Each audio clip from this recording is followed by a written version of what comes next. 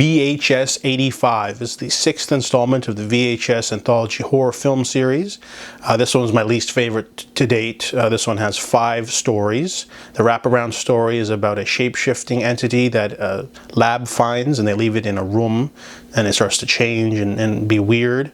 Our first story is part of a two-parter. It's the first time we've seen this in a VHS film. It's about a group of friends going on the 4th of July on a boat, and they are violently attacked by an unknown assailant, and they find out who it is, and that leaves for a cliffhanger, and it moves into the second story, which is a Mexican story about an earthquake happening. I didn't like this one either because it was mostly a natural disaster story. They throw in a creature at the end.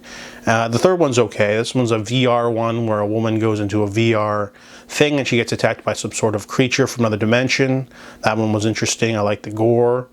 Then the fourth story ends up being the sort of climax of the one we've seen before. Apparently a cult attacked the people on the boat, and there's something else going on, but it's not explored really. And then our final story is the wraparound story, which was my favorite.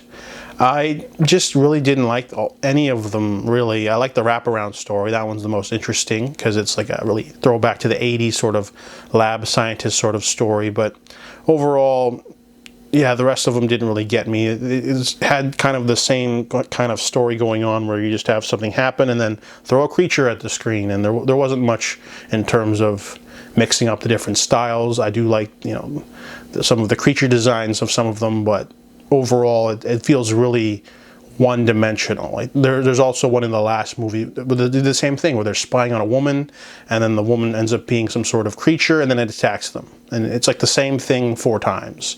So, you know, I guess they're trying to lean into the 80s monster movie sort of theme, I guess, but the first story and then the fourth one are connected, but they don't really have a good payoff.